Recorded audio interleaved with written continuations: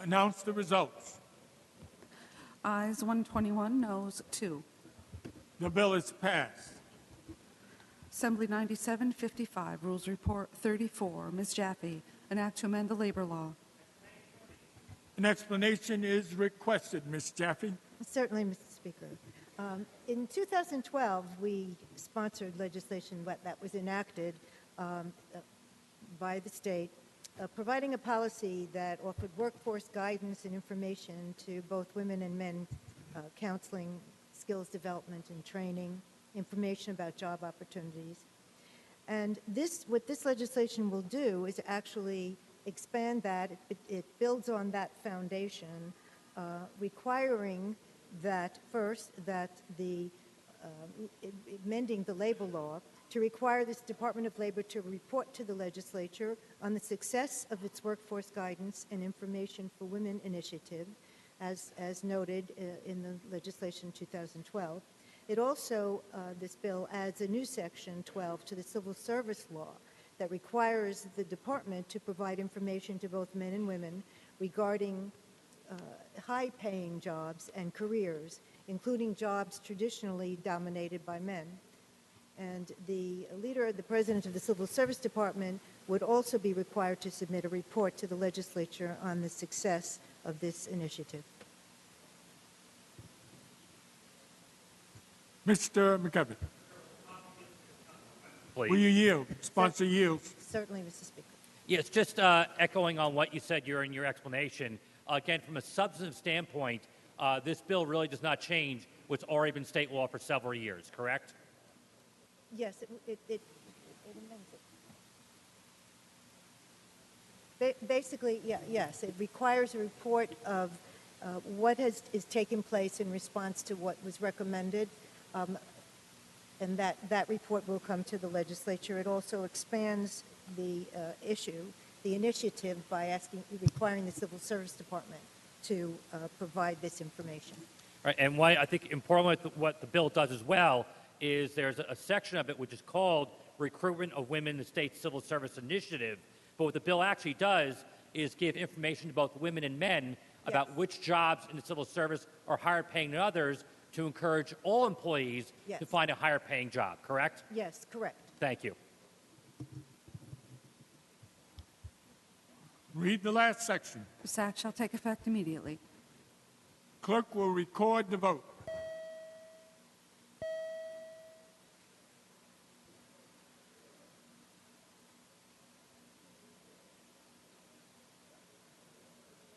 Ms. Jaffe to explain her vote.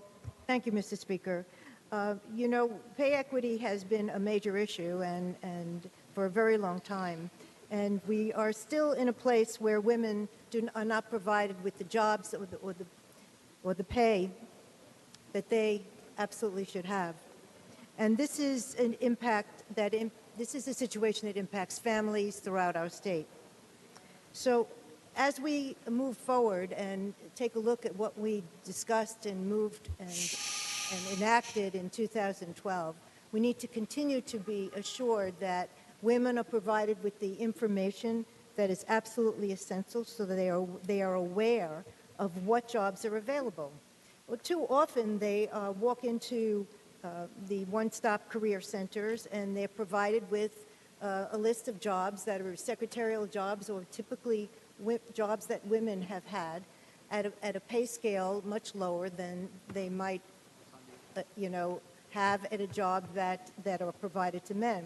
So what this will do certainly is provide women with the opportunity to understand what jobs are available, the level of salary in those jobs, so they can make those decisions based on what they determine to be their priorities. And this is an issue that impacts men as well as women, and women of color in particular are really struggle because they are not given the information that is absolutely essential for them to make that determination and decision as well.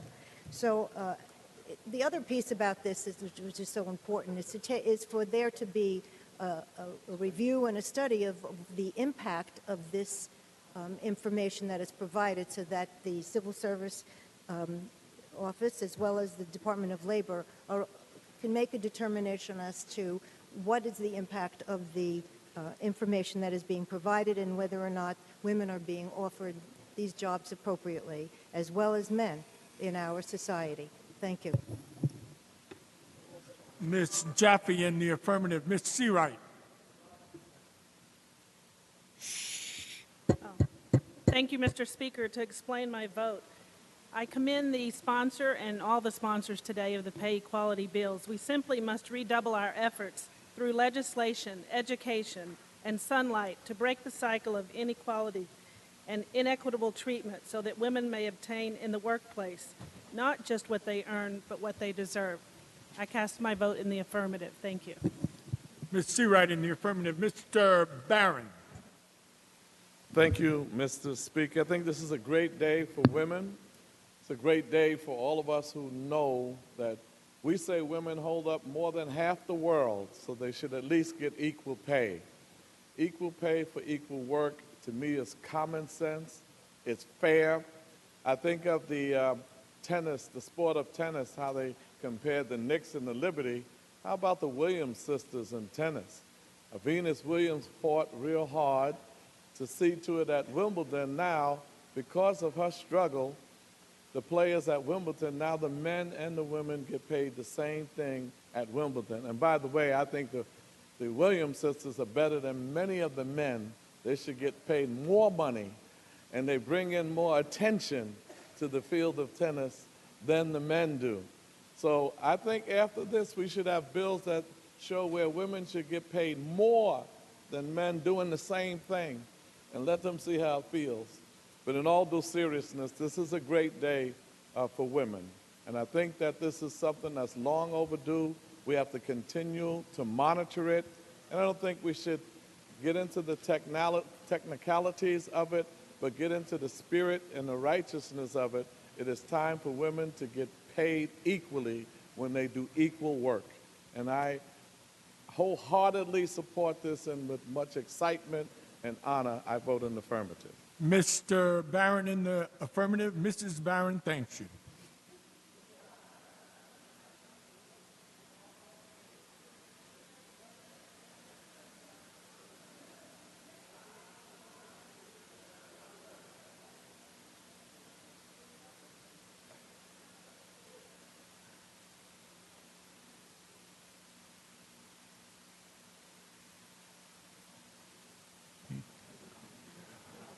Are there any other votes? Announce the results. Ayes 120, noes 2. The bill is passed. Mr. Morelli.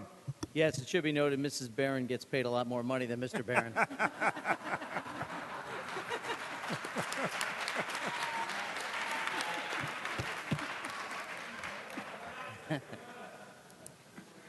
I won't talk about the relative worth, however, of either.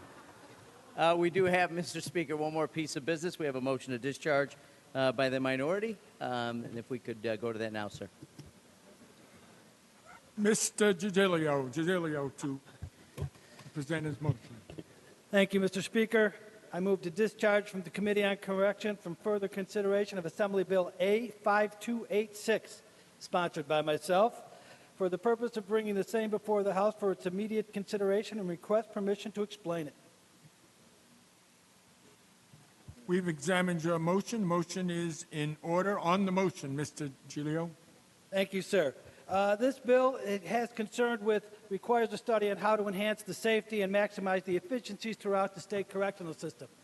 It's an old bill. We have done it for a while, and we bring it up again because of the things that are happening now. Corrections is ever evolving. Things that continue to change.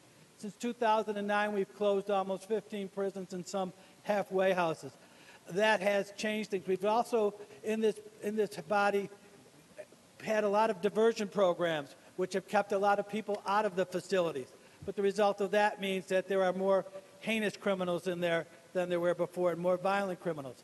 This study would assure that we find the exact staffing ratios necessary to keep everybody inside those walls safe. That includes the inmates, that includes civilian employees, and that includes the men and women of corrections that go there every day and hope to come home safe. So those are the kind of things. We have seen recently in 2015 that there were more overtime hours than there had been in the past with a significant cost. We have also seen costs go to the other portion of corrections, which is community supervision. So those are the things that we need to address. It is our feeling that this study would give us an accurate picture of what's going on right now in corrections and would help us evolve with the rest of corrections to keep everybody there safe. The whole premise of corrections, once they are in the institutions, is to keep everybody safe and secure. The crimes against correction officers are up. Inmate crime has increased, and we have had serious crimes happening behind bars. We also have the problem with contraband and synthetic drugs coming into our facilities. We need people in the packaging areas to make sure those things don't get in there because, again, they contribute to the overall danger faced every day by everyone within those facilities. So, Mr. Speaker, I move the motion. Thank you, sir. Members are reminded that the motion before the House is a procedural question and not a vote on the merits of the bill. On Mr. Giglio's motion, the clerk will record the vote.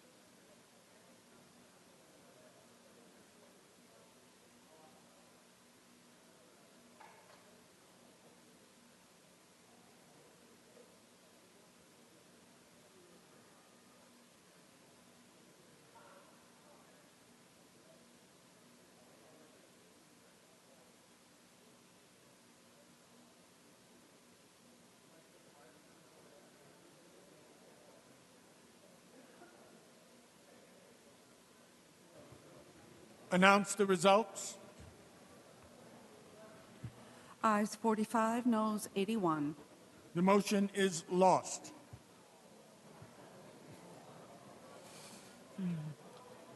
Mr. Morelli. Thank you, Mr. Speaker. Do you have any resolutions to take up? Certainly, many resolutions, fine resolutions. We'll take them up in one vote. On the resolutions, all those in favor signify by saying aye. Opposed, no. The resolutions are adopted. Mr. Morelli. Yes, sir. I now move that the Assembly stand adjourned until 1:30 p.m. Tuesday, April 12th, tomorrow being a session day. The Assembly stands adjourned.